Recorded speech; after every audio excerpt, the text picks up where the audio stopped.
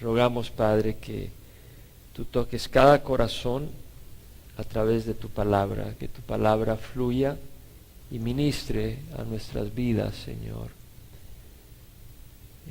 Cualquier condición que traigamos, cualquier situación, cualquier actitud, Señor, que necesite tu sanidad, Señor, tu corrección, o tal vez hay desánimo, necesitamos ánimo, tal vez hay confusión, necesitamos luz, tal vez hay rebeldía y necesitamos arrepentimiento. Señor, tal vez hay incredulidad, Señor. Rompe, Señor, el corazón duro y danos un corazón sensible a tu presencia. Y sé glorificado hoy, Señor, en nombre de Jesús. Te lo pedimos. Amén. Se pueden sentar, mis hermanos. Seguimos con la carta de Pablo a los Gálatas, capítulo 2. Las iglesias de Galacia, de la provincia de Galacia. Vimos que el motivo de la carta de Pablo a las iglesias de Galacia era el problema de los judaizantes. Estos judíos que decían que además de la fe en Cristo Jesús era necesario someterse a la ley y obedecer la ley para ser salvos, había que circuncidarse. Obviamente esa era una corrupción del evangelio que lo volvía inefectivo porque ya no es el evangelio. Y Pablo escribe esta carta. Hemos dado en los domingos anteriores un trasfondo histórico que es importante para entender un poco mejor el trasfondo dentro del cual ocurrieron estas cosas y motivaron a Pablo. Vimos en el capítulo 1 cómo Pablo defiende para empezar su apostolado. O sea, Pablo tiene que defender el mensaje a las iglesias de Galacia que había establecido en su primer viaje misionero. Y una manera de defenderlo es primero diciendo: yo soy un enviado no de cualquier hombre, mi amigo. Yo soy un enviado de Dios mismo. Yo soy un apóstol de Dios, no de ningún hombre u organización, número uno. Y número dos, no fui enviado a través de una organización o pastores o un grupo. Dios mismo personalmente me envió, así como Él escogió a sus apóstoles originales y los envió. Y luego Pablo habla de cómo abandonar el evangelio que él había predicado era abandonar a Dios. Y lo dijo en el versículo 6: me maravillo de que tan pronto hayáis abandonado al que os llamó por la gracia de Dios, de Cristo, para seguir un evangelio diferente. O sea que cuando nosotros nos alejamos del evangelio de fe en Cristo Jesús y le añadimos obras, le estamos dando la espalda a Dios, porque estamos despreciando el sacrificio de Jesús en la cruz, considerándolo ineficiente e insuficiente. Eso es darle la espalda a Dios. Y Pablo luego da una maldición, cosa seria, a aquellos que anuncian un evangelio distinto. Y por eso dijo en el versículo 8: si aún nosotros o un ángel del cielo os anunciara otro evangelio contrario al que os hemos anunciado, sea anatema, o sea condenado eternamente. Pablo no andaba con cuentos. Era una maldición seria si alguien trae un evangelio distinto, porque ese evangelio no salva. Un evangelio distinto no salva, lleva a la gente a la condenación. Pablo no fue tolerante de un evangelio distinto. Luego Pablo, para defender su evangelio, dice que su evangelio no es un evangelio que se originó en un hombre. No se lo inventó él, ni se estableció un concilio para decidir cómo podemos llegar a la salvación. Pablo dice: el evangelio que yo recibí no lo recibí de hombre, lo recibí de Dios mismo. Lo dice en el versículo 11 y 12: quiero que sepáis, hermanos, que el evangelio que fue anunciado por mí no es según el hombre, ni lo recibí de hombre, ni me fue enseñado, sino que lo recibí por medio de una revelación de Jesucristo. Entonces vemos que Pablo, cuando recibió al Señor en ese encuentro en Damasco, camino a Damasco, en el año 34, inmediatamente fue a Arabia. Él recibió el Evangelio por revelación de Dios, regresó a Damasco y estuvo 3 años ministrando. Después de 3 años vimos cómo los judíos quisieron matarlo y él tuvo que irse a Jerusalén. Fue a Jerusalén, estuvo 15 días con Pedro, conoció a Pedro, estuvo compartiendo. Bernabé le ayudó a que lo recibieran porque la gente le tenía miedo, porque se acordaba que él era perseguidor de las iglesias. Entonces, cuando llega Pablo, está con Pedro 15 días, comparte la palabra y los judíos helenistas tratan de matarlo. Entonces él tiene que salir de Jerusalén y se va hacia Siria y llega a Cilicia, de donde él era oriundo, a Tarso de Cilicia. Y ahí se queda varios años ministrando, cuando florece la iglesia en Antioquía, y la iglesia de Jerusalén manda a Bernabé para ver cómo está la iglesia en Antioquía, y Bernabé ve que esa iglesia, formada por muchos gentiles convertidos, era una bendición, y va a recoger a Pablo a Tarso y lo trae a Antioquía. Eso es ahí por el año 47 antes de Cristo. Y ahí está Pablo ministrando 1 año después de Cristo, gracias. Ahí está Pablo ministrando con Bernabé por 1 año.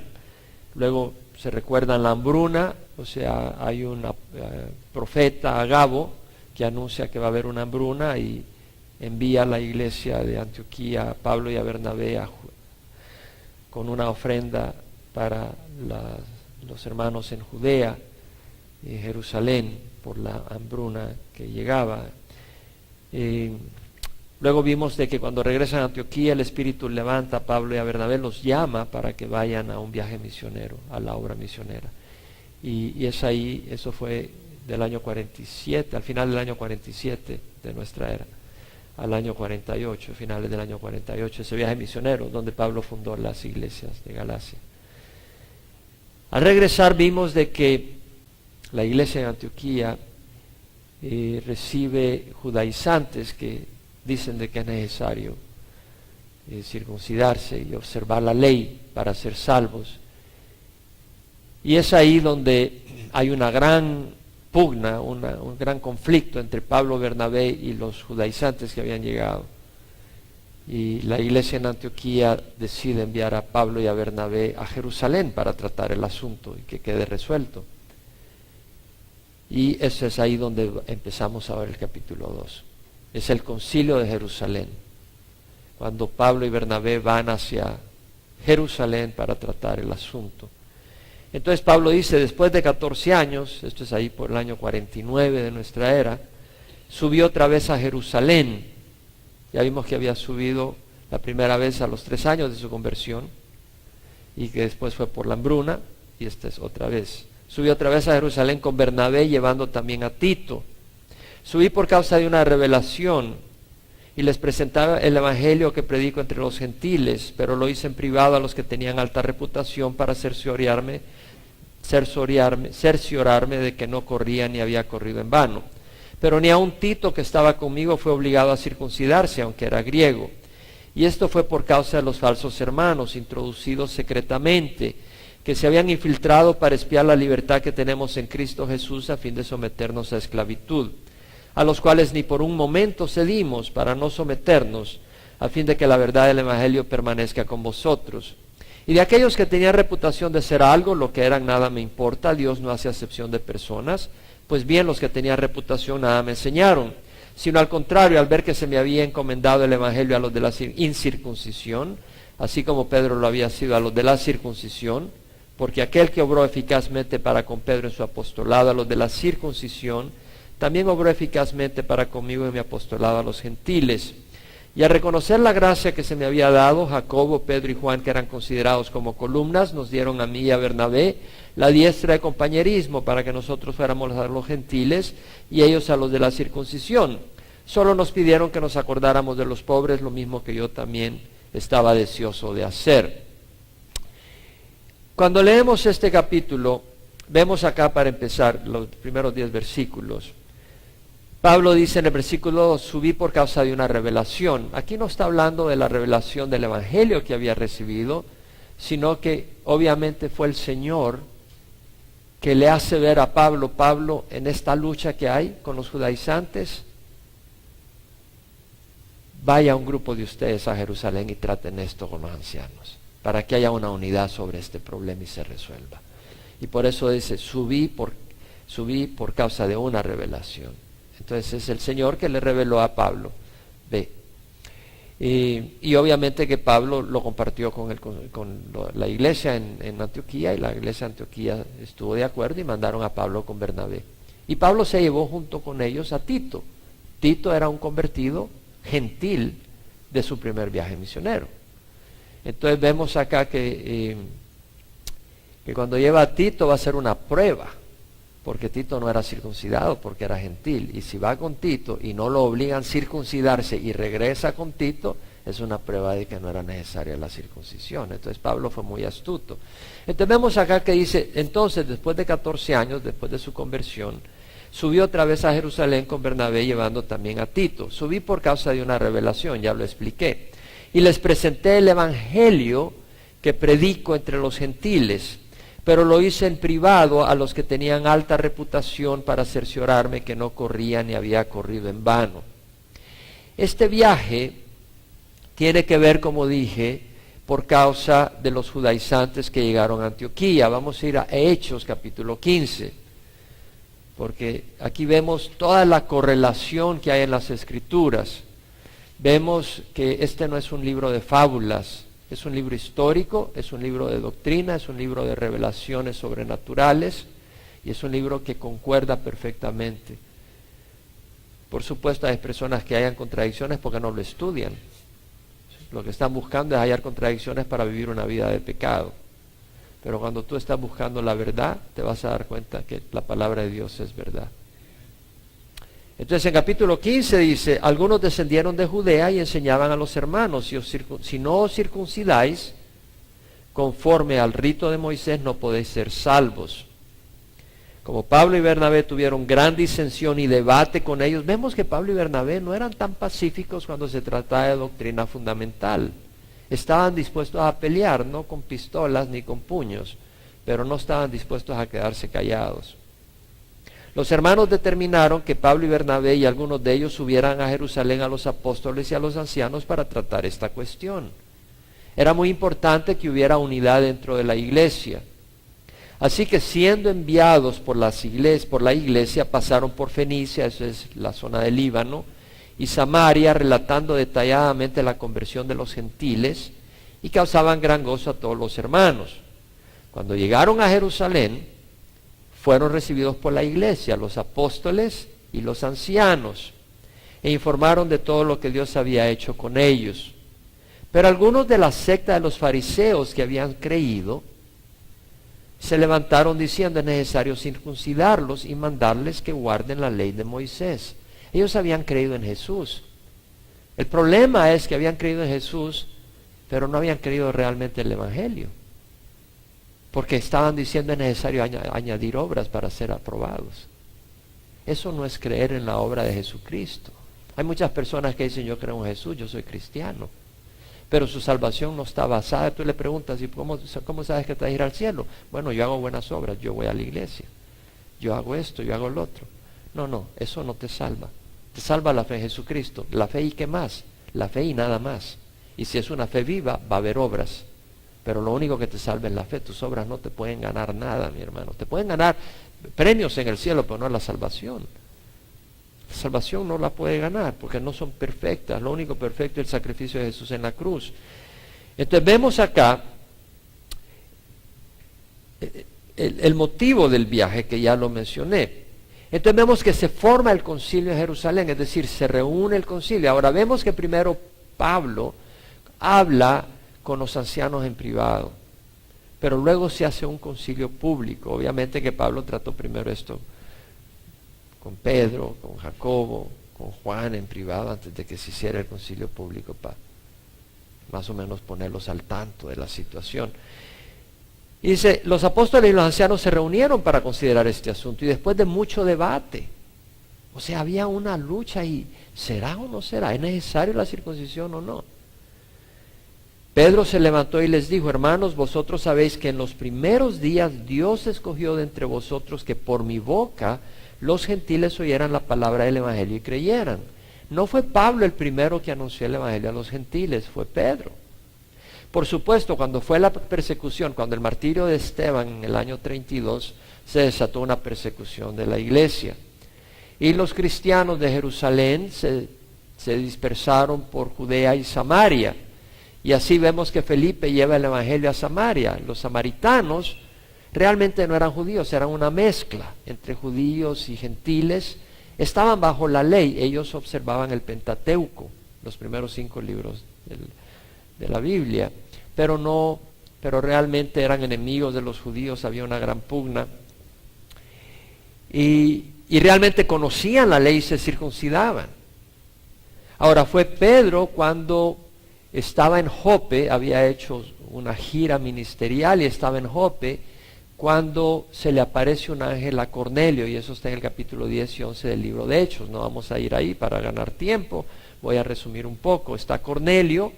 Cornelio era un centurión, es decir, un general o un capitán de 100 soldados de la corte italiana. La corte italiana era un pelotón de varias centurias, de varios cientos de soldados, cada grupo de 100 bajo un centurión, y Cornelio era un centurión.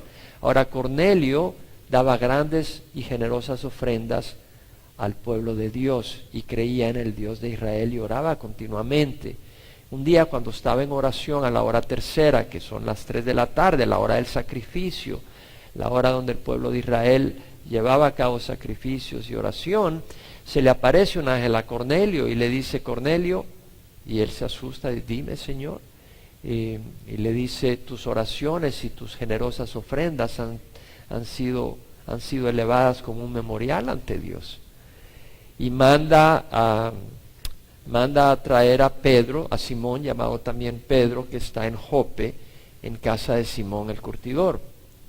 Así de que, y se te dirá qué tienes que hacer. Entonces, Cornelio manda a 2 de sus criados y a un soldado piadoso a Jope para ir a traer a Pedro. En ese tiempo, mientras están llegando a recoger a Pedro, Pedro está en la azotea un mediodía con hambre y entra en un éxtasis.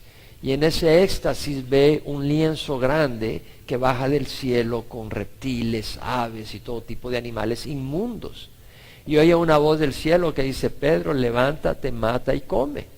Y él dice: de ninguna manera, Señor, yo jamás he comido algo que sea inmundo. Y interesante que le llama Señor, pero le está diciendo no. Si es Señor, le haces caso. Y vuelve a bajar el lienzo y le dice: Pedro, levántate, mata y come. No, de ninguna manera, Señor, no puedo comer algo inmundo. Y vuelve a ocurrir la tercera vez. Y finalmente se eleva el lienzo con los animales y Pedro dice: ¿qué significa eso?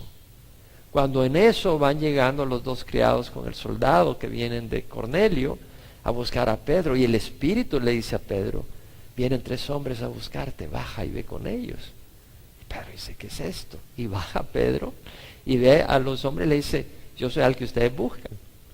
Y va con ellos. Y cuando llega a Cesarea, que era una ciudad muy importante en tiempo era una capital romana ahí de la zona, cuando llega a Cesarea, sale Cornelio y se le arrodilla y le dice: levántate, yo soy hombre como tú. Muy distinto al papa de hoy en día, o por lo menos no al de hoy en día, pero el de algunos papas anteriores.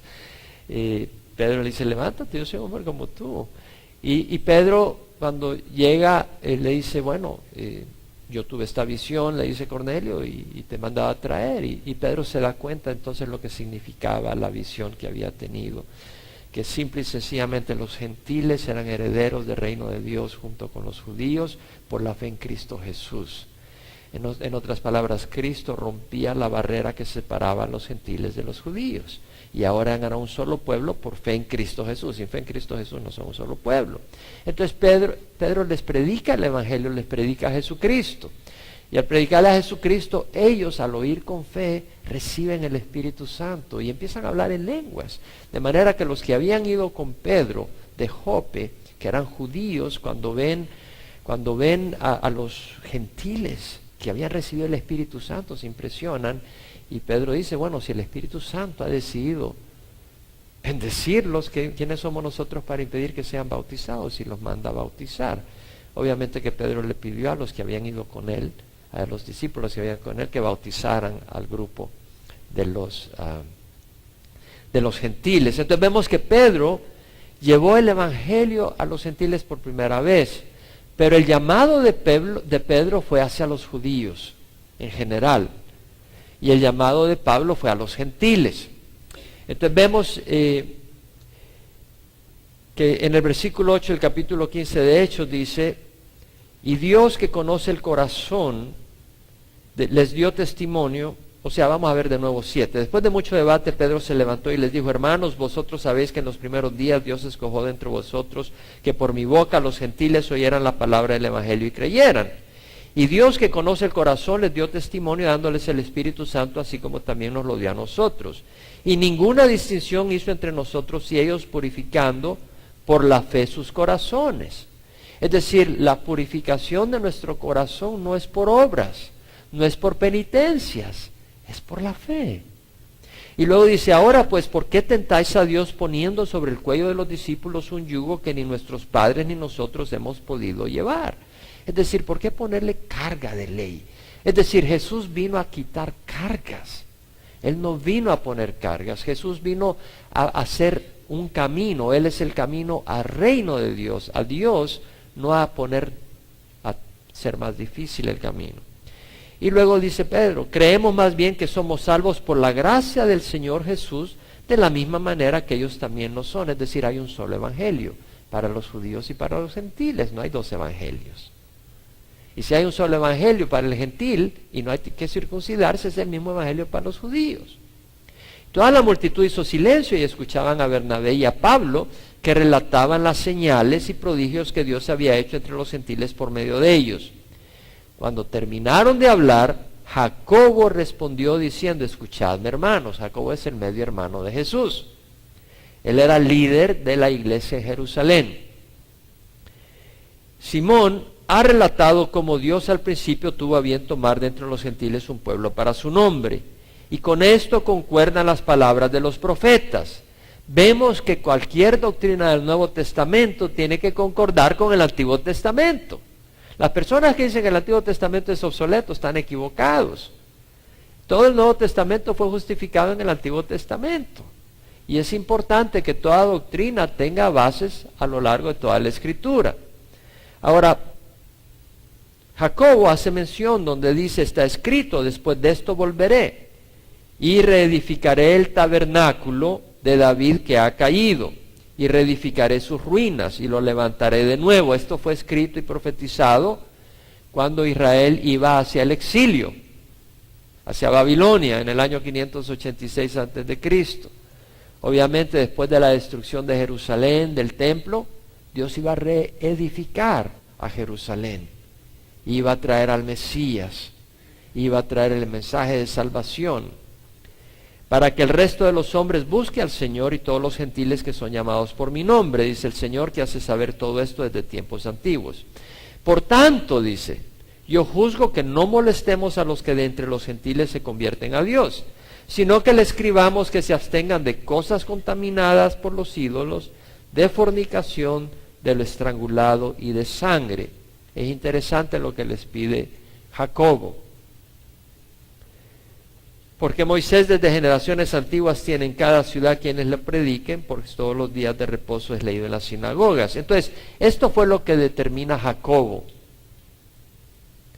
Y determinan ellos entonces hacer una carta y mandarla con Silas, junto con Pedro y Bernabé, con Pablo y Bernabé, pero también con Silas y Judas, hombres de mucha reputación en Jerusalén, para que no dijeran, bueno, Pablo y Bernabé nos dijeron esto, pero no era cierto. No, ahí fueron gente de Jerusalén testificando con Pablo y Bernabé a Antioquía de que no era necesario la circuncisión. Entonces aquí vemos el versículo 2 donde dice, pareció bien a los apóstoles y a los ancianos con toda la iglesia escoger dentro de ellos algunos hombres para enviarlos a Antioquía con Pablo y Bernabé, a Judas llamado Barsabás y a Silas, hombres prominentes entre los hermanos, y enviaron esta carta con ellos. Los apóstoles y los hermanos que son ancianos, a los hermanos en Antioquía, Siria y Cilicia, que son de los gentiles, saludos. Puesto que hemos oído que algunos de entre nosotros a quienes no autorizamos, o sea que los que habían ido de Jerusalén no llevaban la autorización realmente de los líderes de Jerusalén. Ese es el problema. Muchos dicen, bueno, venimos de Calvary Chapel, pero ¿dónde está el sello de que realmente los ancianos y los líderes están aprobando algo?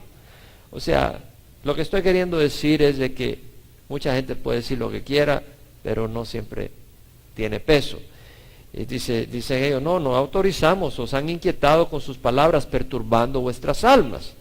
Nos pareció bien, habiendo llegado a un común acuerdo, una unidad, escoger a algunos hombres para enviarlos a vosotros con nuestros amados Bernabé y Pablo. Vean las palabras que usaron. Hombres que han arriesgado su vida por el nombre de nuestro Señor Jesucristo. Por tanto, hemos enviado a Judas y a Silas, quienes también os informarán las mismas cosas verbalmente, porque pareció bien al Espíritu Santo y a nosotros no imponeros mayores cargas que estas esenciales, que os abstengáis de cosas sacrificadas a los ídolos, de sangre, de lo estrangulado y de fornicación. Si os guardáis de tales cosas, bien haréis, pasadla bien. Vea cosa interesante. No dice no maten, no les dice no mientan, no le mencionan nada de los 10 mandamientos. Bueno, ¿quiere decir de que pueden matar? No quiere decir eso. ¿Quiere decir que pueden mentir? No quiere decir eso. Los 10 mandamientos existen. Y los 10 mandamientos muestran la luz de Dios. Que si nosotros vamos a amar a nuestro prójimo, no le vamos a mentir, no vamos a cometer adulterio, no vamos a robar, no vamos a dar falsos testimonios. O sea, los 10 mandamientos es una luz que nos hablan de la justicia de Dios. Pero sin embargo, acá los apóstoles escogen algunas cosas a considerar. Uno, que se abstengan de cosas sacrificadas a los ídolos. ¿Por qué? Porque la gente que estaba sacrificando a los ídolos comida, pues el participar de esa comida era participar prácticamente de la adoración a esos ídolos. Entonces Pablo, la iglesia decide, por favor, no se contaminen con ídolos, olvídense de la idolatría, eso ya no tiene que tener nada que ver con ustedes. La idolatría es condenada en todas las escrituras. El estar realmente no tiene nada de Dios el ofrecerle frutas a santos o ofrecerle comidas. Eso no es de Dios, eso es idolatría. Y Pablo dice, llevaba las cartas de los ancianos, pero eran los ancianos de Jerusalén, dice, no coman cosas sacrificadas a los ídolos. Y también dice, absténganse de la sangre y de lo estrangulado. De lo estrangulado, es decir, si vas a comer un animal, no lo estrangules, quítale la sangre. ¿Por qué? Porque la sangre fue dada por el Señor para los sacrificios, para aplacar la ira de Dios. Entonces en el Antiguo Testamento sacrificaban animales, y la sangre no era para el ser humano, era para derramarla en el altar como una ofrenda a Dios, porque la vida está en la sangre. Entonces la sangre no era para comerse, y por eso dice, absténganse de lo estrangulado y de sangre. Y luego de la fornicación. ¿Por qué de la fornicación? Porque la fornicación era rampante. En el tiempo de Pablo la fornicación era como comer pan con leche o con café. Eso era común para todo el mundo. Entonces Pablo les recuerda, los apóstoles, no fornicar, no es aceptable. ¿Por qué? No todo el mundo mata, pero la fornicación es muy común aún en nuestro ambiente. Entonces era como quien dice, dejen la fornicación. Si os guardáis de tales cosas, bien haréis, pasadla bien. Número 1, dentro de lo que le pidió el concilio de Jerusalén no incluye el circuncidarse. No les dijo tienen que circuncidarse. Vemos que no hay una ley ceremonial que tenían que cumplir. Número 2, no los obliga a observar el sábado. ¿Se da cuenta? No les dice tienen que observar el sábado, porque hay un grupo que dice que si tú no te reúnes el sábado y te reúnes el domingo, tienes la marca de la bestia y te vas a condenar. Ustedes han oído de ese grupo. Si has oído, puedes levantar la mano. son adventistas del séptimo día. ¿Sí? Radicales. Si tú te reúnes el sábado, bien. Si no te reúnes el sábado, te vas a condenar, dicen. Vemos acá que ni siquiera obligan que se reúnan el sábado. Y luego, algunos dicen, si tú comes carne de cerdo, te vas a condenar. Acá vemos nada que diga que no coman carne de cerdo. Entonces vemos acá el concilio de Jerusalén, ¿sí? Vemos acá. Entonces, vemos también la conexión entre las escrituras. El hecho histórico que es relatado en el libro de Hechos y luego cómo en Gálatas coincide con la escritura. Entonces continuamos en Gálatas capítulo 2 y vemos en el versículo 1, estamos todavía en el versículo 1, que Pablo lleva a Tito. Ya expliqué la astucia de Pablo al llevar a Tito. En el versículo 2 dice, subí por causa de una revelación y les presenté el evangelio que predico entre los gentiles, pero lo hice en privado a los que tenían alta reputación para cerciorarme que no corría ni había corrido en vano. Vemos que Pablo les presenta el evangelio a los apóstoles. Y si el evangelio que los apóstoles predicaban era distinto al de Pablo, Pablo dice, hay un problema serio. ¿Sí me explico? ¿Qué quiere decir eso? Algo muy importante. Esto es algo muy importante. Esa es una prueba muy importante para nuestros días. Si en la iglesia que tú estás predican un evangelio distinto al que predicaban los apóstoles, esa iglesia no te está enseñando la doctrina sana. Porque Pablo mismo dijo, tiene que coincidir mi evangelio con el de los apóstoles, porque el de los apóstoles fue dado por Jesucristo también, y no puede contradecirse el Señor. Ahora continuamos en el versículo 3. Pero ni aun Tito, que estaba conmigo, fue obligado a circuncidarse, aunque era griego. Vemos acá que eso confirma que no es la ley la que salva, pero es simplemente la fe en Jesucristo. Porque a Tito no lo obligaron a circuncidarse. Si la circuncisión hubiera sido importante, hubieran obligado a Tito a circuncidarse. Y esto fue por causa de los falsos hermanos introducidos secretamente que se habían infiltrado para espiar la libertad que tenemos en Cristo Jesús a fin de someternos a esclavitud. Esto fue por causa de los falsos hermanos. Pongan atención, Pablo no los llama hermanos confundidos. Pablo los llama falsos hermanos. Añadir obras al mensaje de gracia te separa de Dios. Así de sencillo. Y luego dice, introducidos secretamente. Se introdujeron en forma sutil. Entraron inadvertidos como hermanos. Aparentaban ser piadosos, santos y entregados a Dios, pero llevaban otro evangelio, otra enseñanza. Y dice, se habían infiltrado para espiar la libertad que tenemos en Cristo Jesús a fin de someternos a esclavitud. En Cristo Jesús somos libres. No tenemos que obedecer leyes ceremoniales. Lo que salva es la fe, más cero. Ahora, si tú le añadas obras, o te tienes que bautizar para ser salvo. No, somos bautizados porque el Señor nos manda a bautizarnos, pero el bautismo nos salva. En otras palabras, si tú hoy recibes al Señor y te mueres y no te logras bautizar, no te vas al limbo, te vas al cielo. Porque lo que salva es la fe en Cristo Jesús. Entonces, el añadir que tú te tienes que bautizar para ser salvo es añadir obras. Y eso es una distorsión del evangelio, y Pablo se hubiera puesto todo encrispado y no se hubiera quedado tranquilamente callado. Pablo los llama falsos hermanos. Pablo no andaba con cuentos. El propósito de los judaizantes era promover su enseñanza. Salvación es fe más obras. No, eso era esclavizar a la gente a la ley ceremonial. Y luego dice, a los cuales ni por un momento cedimos, para no someternos a fin de que la verdad del evangelio permanezca con vosotros. Es decir, Pablo no estaba dispuesto a ceder en lo fundamental ni un tan solo pelo. En lo no fundamental, tolerancia, pero en lo fundamental no cedamos ni un solo pelo. Pablo era un centinela apasionado por la verdad del evangelio. En Filipenses 3:2-3 dice lo siguiente: cuidaos de los perros, cuidado de los malos obreros, cuidaos de la falsa circuncisión.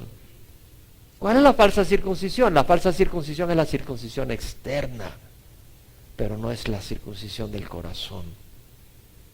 Porque nosotros somos la verdadera circuncisión, que adoramos en el Espíritu de Dios y nos gloriamos en Cristo Jesús, no poniendo la confianza en la carne. En otras palabras, Pablo dice, nosotros verdaderamente, la circuncisión no es la externa la que vale, sino la interna. Eso es lo que está diciendo Pablo. Y nosotros somos la verdadera circuncisión, no nos gloriamos en la carne. ¿O tú vas a ser salvo? Sí, yo voy a ser salvo porque creo en Cristo Jesús y me bauticé. Y además, mira todo lo que he hecho. Yo diezmo, yo voy 3 servicios a la semana a la iglesia, yo hago todo esto. Ay, yo te impresiono si tú supieras cómo soy yo, te impresiono. Eso es ponerte, esto es gloriarte en la carne. Y desgraciadamente en algunas iglesias, sobre todo de corte pentecostal, hay mucha gente atrapada en eso. Que dice, yo voy todos los días a la iglesia, hermano. Yo soy una persona espiritual. De lunes a sábado yo paso en la iglesia. Por eso tu casa es un despelote. Llega el esposo a casa y ¿dónde está la comida? No, ella está cocinándole al pastor.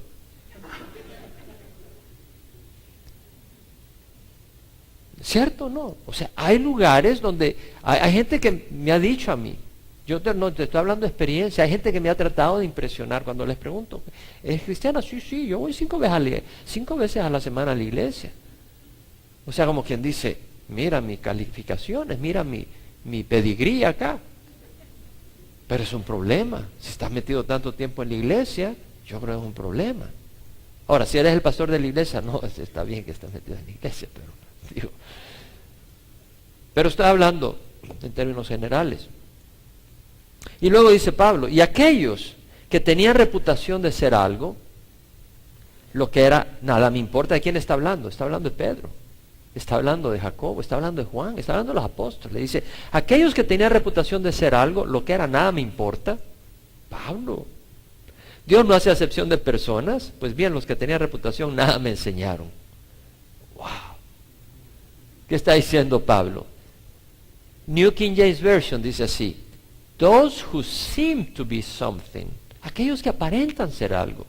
Whatever they were, it makes no difference to me. Lo que fueran no hace diferencia para mí. God shows personal favoritism to no man. Dios no muestra favoritismo a nadie. For those who seem to be something added nothing to me. Porque aquellos que aparentaban ser algo, nada me añadieron. Es decir, Pablo no se dejaba impresionar por hombres ni por la reputación de nadie. No quiere decir que no respetaba a los apóstoles. No quiere decir que no respetó a los ancianos de Jerusalén. Pero no les intimidaba. Pablo no se intimidaba por ellos. Yo creo que hay algo que aprender acá, y no lo digo por mí ni por esta congregación, pero lo digo porque es algo bien importante, y creo que es importante.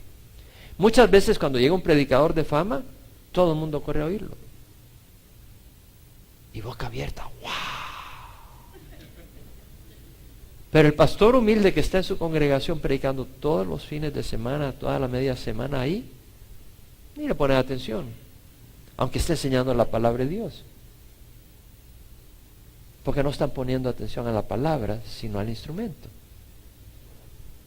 Y de veras, no lo digo por mí, créamelo, pero lo digo en términos generales. Hay una cultura de estrellas en la iglesia. Llegó el nuevo héroe, ¿verdad? Llegó aquel que vende tantos CDs o tiene tantos libros. Como que si Dios solo habla a través de esa persona. Pablo no se dejaba deslumbrar por los hombres, sabía que era la gracia de Dios y que Dios habla hasta a través de mulas, como lo hizo a Balaam, ¿no? Y por supuesto habla a través de sus pastores. Entonces, si hacemos acepción de personas y si nos dejamos deslumbrar, no vamos a oír a los pastores que Dios está usando para llevarnos la palabra de Dios. Y podemos oír a aquellas personas que son famosas y no nos están dando el mensaje limpio, porque nos estamos dejando deslumbrar.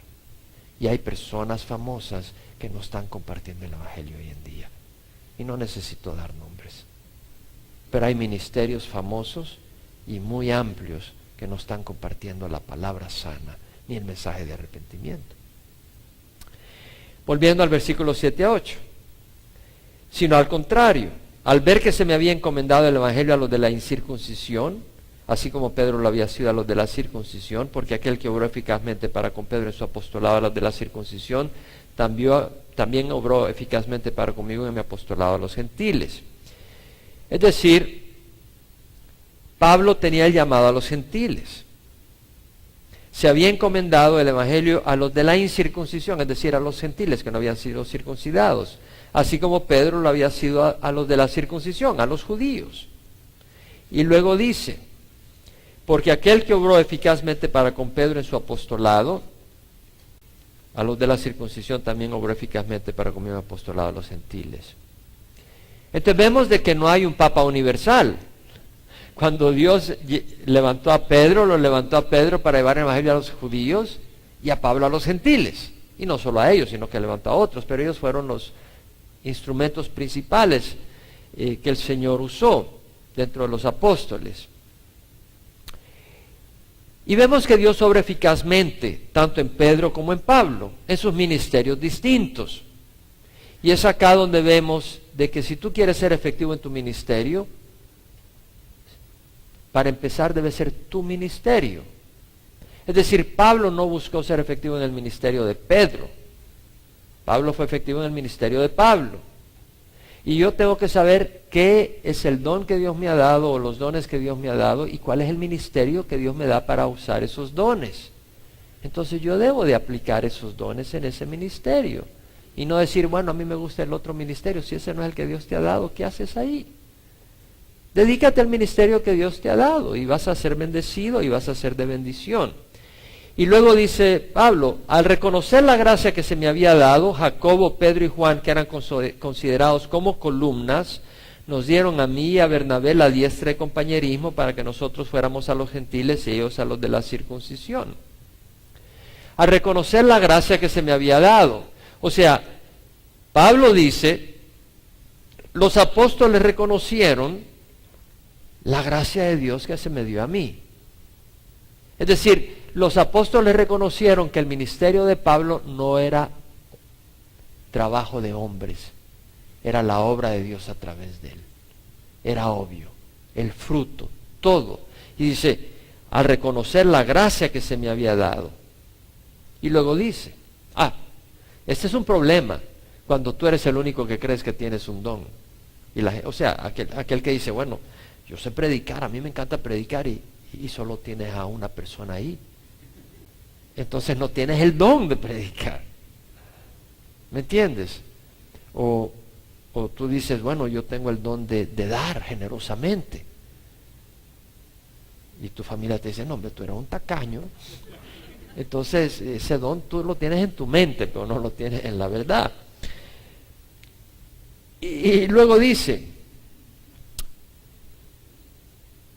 Jacobo, Pedro y Juan, que eran considerados como columnas.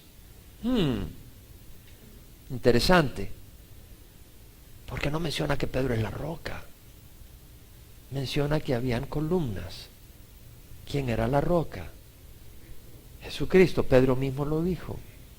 Pedro mismo lo dijo en su epístola, ¿se acuerdan? Primera de Pedro. Hace rápidamente a Primera de Pedro. Capítulo 2, versículo 4. Viniendo a él como a una piedra viva, desechada por los hombres, pero escogida y preciosa delante de Dios. Pedro mismo dijo, la roca de la iglesia es Jesús. Entonces vemos de que Pablo no habla de un papa. Interesante que el primero de los tres mencionados no es Pedro, es Jacobo, que fue el líder de la iglesia. Y se nos dieron a mí y a Bernabé la diestra de compañerismo para que nosotros fuéramos a los gentiles y a los de la circuncisión. Vemos acá una armonía con ministerios distintos.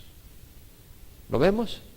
Y lo que pasa muchas veces en las iglesias, tú tienes ese ministerio, yo tengo esto, ya somos enemigos, ya estamos en competencia. Ocurre, lamentablemente. Ocurre lamentablemente y es doloroso. A veces dentro de la iglesia de Cristo existe ese celo, esa envidia, esa competencia. No debe ser así. O si tú No te unes a mi ministerio y eres mi enemigo. No, únete si quieres, pero el ministerio que Dios me ha dado, yo tengo que ser obediente a la visión que Dios me ha dado. No vengas a imponerme tu visión a lo que Dios me ha dado. Yo tengo que seguir la visión de Dios. Y si eso te molesta, pues patitas, ¿para qué las quiero? Vete de aquí. No vengas a traer pleitos. Pero hay pleitos y hay pugnas que son que rompen el corazón de Dios. Ahora dice el versículo 10. Solo nos pidieron que nos acordáramos de los pobres, lo mismo que yo también estaba deseoso de hacer. Dios tiene un lugar, un mensaje especial, un mensaje de esperanza, especialmente para los pobres. ¿Por qué? Porque generalmente el pobre tiene un corazón más abierto al Evangelio que el rico. En Lucas 4, 18 al 19, cuando Jesús va a la sinagoga de Nazaret, donde casi lo matan en su ministerio, él lee las palabras de Isaías, que dice: el Espíritu del Señor está sobre mí, porque me ha ungido para anunciar el Evangelio a los pobres. Me ha enviado para proclamar libertad a los cautivos y la recuperación de vista a los ciegos, y para poner en libertad a los oprimidos, y para proclamar el año favorable del Señor. Qué lindo. Tú puedes pensar lo que te dé la gana, pero esta es la base de lo que dijo el Señor. El Espíritu de Dios está sobre mí, dijo, para anunciar el Evangelio a los pobres. Me ha enviado para proclamar libertad a los cautivos, los que han estado cautivos de las drogas, de la pornografía, del odio, de la desesperación, para abrir los ojos de los ciegos, los que estábamos en la religión, como los judíos que estaban en la religión con cargas pesadas, pero estaban oprimidos, sin esperanza, como ovejas sin pastor, para abrir los ojos de los ciegos, para poner en libertad a los oprimidos. Los que están oprimidos por distintas cosas, para eso vino el Señor.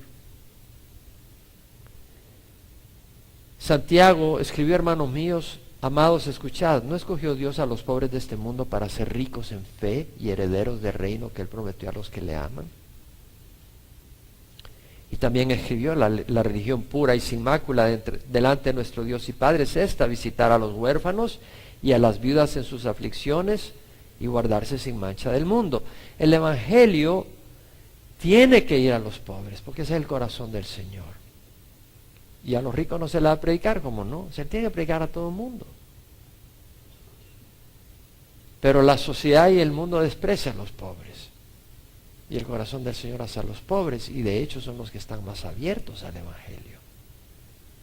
Y los ricos están satisfechos con sus tradiciones. El Evangelio de Cristo toma en cuenta a los pobres. Ahora, en Latinoamérica pasó un problema en los años 70. Donde iglesias aún protestantes llevaron el evangelio social para ayudar a los pobres, pero no les compartían el evangelio de salvación. ¿De qué sirve que te lleven comida si no te hablan de cómo ser salvo con Cristo? Y ese era el problema. El evangelio de Cristo tiene implicaciones sociales. Si te ha tocado Cristo, tu corazón se tienta ante la necesidad de tu prójimo, si realmente Cristo te ha tocado. Pero por otro lado, si lo único que te preocupa es el estómago de tu prójimo y no su alma, tú tienes un problema. Tal vez tú no eres salvo, porque no te das cuenta de la importancia. El que tú no te des cuenta que el alma de una persona depende del Evangelio y solo te preocupes por darle comida, es que obviamente no entiendes la importancia del Evangelio, ni el poder de salvación que tiene. Realmente, algo que hacemos es estudiar la palabra. Sé que no es lo mismo que dar a veces mensajes específicos, y hay lugar para mensajes específicos. Cuando viajo doy mensajes específicos, a veces en la congregación doy mensajes específicos, pero nuestra base es estudiar las escrituras de Génesis, Apocalipsis, verso por verso, capítulo por capítulo. Creemos que es ahí como somos edificados crecemos en nuestra fe y aprendemos. Y sé que en la medida que leemos y estudiamos, confusiones desaparecen, conocemos la verdad y la verdad nos hace libres. Número 1, si tú nunca has entregado tu corazón a Cristo, es ahí donde debemos de empezar. Y siempre que estoy acá, doy una invitación porque alguna persona nos visita por primera vez o nos ven por el internet o escuchan el CD o nos oyen por la radio. Te invitamos a que recibas a Jesús, que lo recibas como Señor y Salvador de tu vida. Las Escrituras no son cuentos de hadas. La Escritura es la palabra de Dios, son hechos históricos tan bien documentados. Hay un Dios vivo al que servimos. Esto no es religión, no es tradiciones inventadas. Son las realidades de un Creador, sus enseñanzas y de una lucha espiritual en este mundo, donde las fuerzas de la oscuridad pelean contra las fuerzas de la luz, contra las fuerzas de Dios. Y te invitamos, si tú nunca has recibido a Cristo, que lo recibas. Y si estás caminando en oscuridad, que te arrepientas, le pidas a Dios perdón y busques del Señor. Y luego que te refresques, porque el Evangelio es tan lindo. Somos salvos por la fe, no por obras. Podemos descansar. De nuevo, ora conmigo si no has recibido a Cristo nunca. Ahí donde estás. Padre Santo, te ruego perdón por mis pecados. Te invito, Señor Jesús, a entrar a mi vida como mi Señor y mi Salvador. Creo que tu sangre es preciosa, pago suficiente por todos mis pecados. Te ruego que me des el Espíritu Santo, Señor, para hacer tu voluntad, para poder hacer el bien y rechazar el pecado. Gracias, Señor, por dar tu vida por mí, por amarme personalmente. En nombre de Jesús.